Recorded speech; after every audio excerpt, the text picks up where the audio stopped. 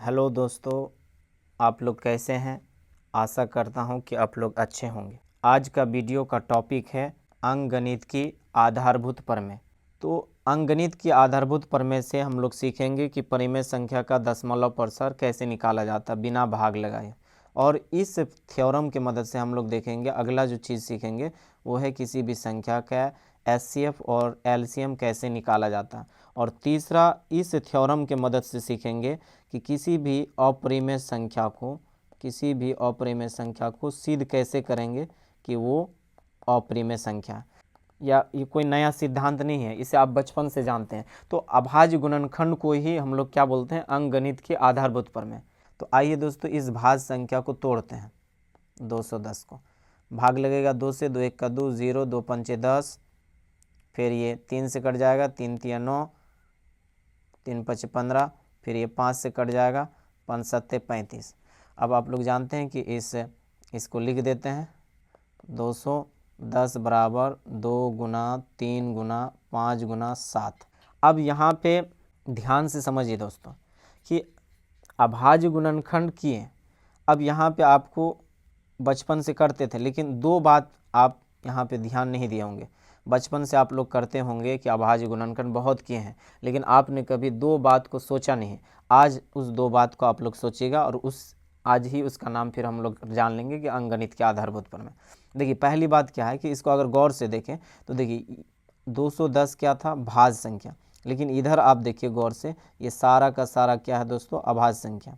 अगर किसी को ये परेशानी है कि भाज्य संख्या किसको कहते हैं, अभाज्य संख्या किसको कहते हैं, तो इससे पहले मैं 4 वीडियो पूरा नंबर सिस्टम के ऊपर बनाया हूँ, उसे आप पूरा देख लीजिए। आपका जितना भी नंबर सिस्टम में कन्फ्यूजन है वो दूर हो जाएगा। तो देखिए 210 क्या है, भाज्य संख्या।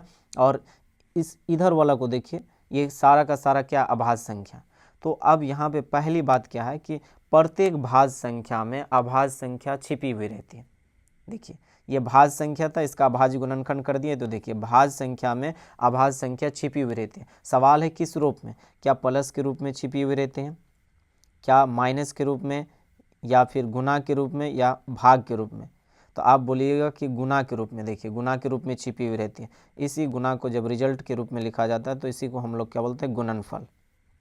दूसरी बात क्या है कि अगर 210 को कोई इस तरह से लिख देगा, बोलेगा 5 गुना 7 गुना 2 गुना 3, कोई इस तरह से भी लिख देगा कि 7 गुना 5 गुना 3 गुना 2, कोई इस तरह से भी 210 को लिख देगा 3 गुना 5 गुना 7 गुना 2। तो अब यहाँ पे देखिए, अब बोलिएगा कि यहाँ पे दो बात आपको समझना। पहली बात क्या है कि प्रत्येक भाज्य संख्या को अभाज्य संख्या के गुणनफल के रूप में लिख सकते हैं।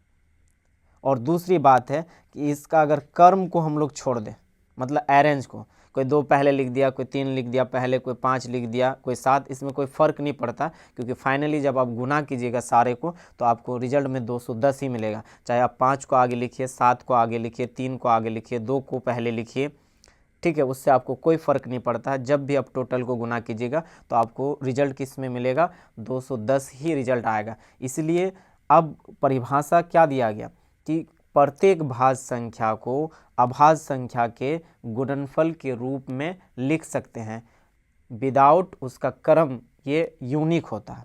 क्या बोलते हैं, यूनिक, माने अद्वितीय होता है।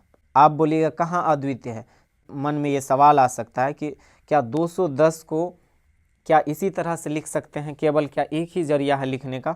तो आप बोलिएगा नहीं, देखिए हम 210 को क्या लिख सकते हैं, 5 गुना 7 गुना 2 के रूप में भी लिख सकते हैं, 7 गुना 5 गुना 3 गुना 2 के रूप में भी लिख सकते हैं, 210 को इस तरह से भी लिख सकते हैं, 3 गुना 5 गुना 7 गुना 2। यहाँ पे अब परिभाषा में इसलिए कह दिया कि प्रत्येक भाज्य संख्या को अभाज्य संख्या के गुणनफल के रूप में व्यक्त कर सकते हैं या लिख सकते हैं, और ये अद्वितीय होता है बिना कर्म में।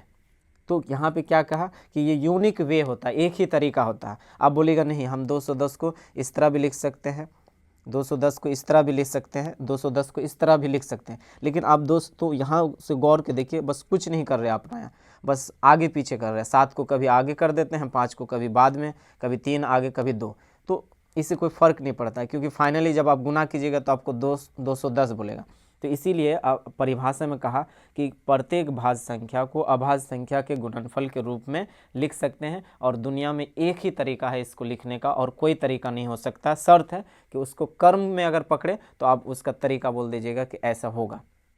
तो बिना कर्म में चेंज किए हुए प्रत्येक भाज्य संख्या को अभाज्य संख्या के रूप में लिखने का एक ही तरीका है और कोई तरीका नहीं है। 210 को आप और गुणनफल के रूप में, अभाज्य संख्या के गुणनफल के रूप में 210 को और किसी भी तरीका से नहीं लिख सकते हैं।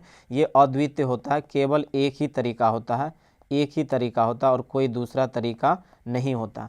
अब आते हैं परिभाषा में क्या कहा जा रहा है, वही बात जो आपको मैंने समझाया जो पहले पेज में। तो यहाँ पे बोल रहा है कि प्रत्येक भाज्य संख्या को अभाज्य संख्या के गुणनफल के रूप में व्यक्त किया जा सकता है तथा यह गुणनखंड अभाज्य गुणनखंड को आने वाले कर्म के बिना अद्वितीय होता है। मतलब जो कर्म देखें हम लोग 2, 3 जो आगे पीछे कर सकते हैं उसको छोड़कर इसको लिखने का एक ही तरीका है। इसे इस तरह भी कहा जा सकता है दोस्तों। और यहाँ पे देखिए कितनी खूबसूरत तरीके से यहाँ पे बताया जा रहा है कि बताया कि प्रत्येक धनात्मक पूर्णांक यानी कि दुनिया का कोई भी धनात्मक पूर्णांक हो वो किससे बड़ा होगा, 1 से अगर बड़ा हो तो वो क्या हो सकता है, या तो अभाज्य संख्या होगा या अब बोलिएगा नहीं भाज्य संख्या होगा। ठीक है, लेकिन उस भाज्य संख्या को आप किसके रूप में लिख सकते हैं, अभाज्य संख्या के गुणनफल के रूप में लिख सकते हैं। और उस अभाज्य संख्या का गुणनखंड जो होगा, कर्म को अगर छोड़ दिया जाए तो दुनिया में उसको एक ही तरह से दिखा सकते हैं और ये अद्वितीय होता है। तो यानी कि दुनिया में जो 1 से बड़ा धनात्मक पूर्णांक होता है या तो वो क्या होगा, अभाज्य होगा। अगर अभाज्य नहीं हुआ तो उसे अभाज्य संख्या के गुणनफल के रूप में लिखा जा सकता है और यह अभाज्य गुणनखंड को अगर कर्म को छोड़ दे तो ये दुनिया में केवल एक ही तरीका होता है। इसे ही हम लोग अंकगणित के आधारभूत प्रमेय कहते हैं या इसे आम बोलचाल की भाषा में हम लोग जानते हैं कि अभाज्य गुणनखंड।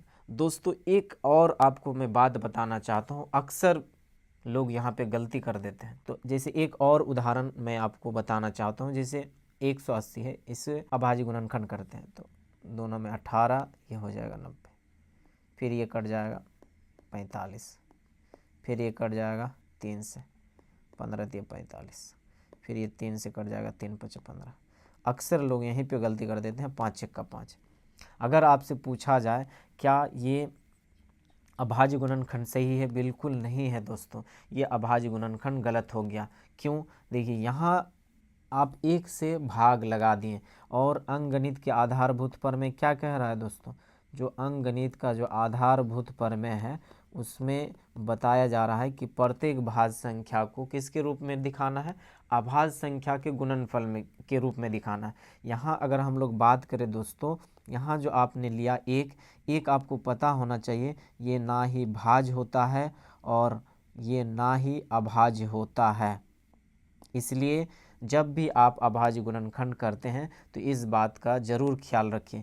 यहाँ पे देखिए 180 क्या था, भाज्य था, इसको हम लोग तोड़ते चले गए किसके रूप में, अभाज्य संख्या के रूप में। देखिए 2 अभाज्य हुआ, ये 2 भी अभाज्य हो गया, 3 भी अभाज्य हो गया, 3 भी अभाज्य हो गया और 5 भी अभाज्य हो गया। और यहाँ पे अक्सर लोग गलती कर देते हैं कि 1 से भी भाग लगा देते हैं, क्योंकि आपको पता होना चाहिए कि आप करने क्या जा रहे हैं। अंकगणित का आधारभूत प्रमेय इसमें क्या कह रहा है कि प्रत्येक भाज्य को अभाज्य के रूप में लिखना है, लेकिन आप जो यहाँ 1 डाल दीजिएगा और ऐसे करके 180 बराबर लिख दीजिएगा, 2 गुना 2 गुना फिर 3 गुना 3 5 फिर 5 गुना 1। यहाँ 1 नहीं लिखना है क्योंकि 1 ना ही भाज्य होता ना ही अभाज्य होता। तो अक्सर यहाँ पे लोग गलती कर देते हैं और इसलिए ये प्रोसेस क्या हो जाएगा, गलत हो जाएगा। यहाँ से आपको 1 रिमूव करना होगा तब जाके वो सही होगा। अच्छा एक यहाँ पे और बात समझ लीजिएगा, जैसे जब कोई बड़ी संख्या आने लगे ना तो इस तरह से लिखिएगा तो बहुत बड़ा हो जाएगा, इसलिए आप इसको पावर के रूप में लिखेंगे। जैसे 2 कितना बार आ रहा है, 2 बार, तो 2 पे पावर 2 कर दीजिएगा।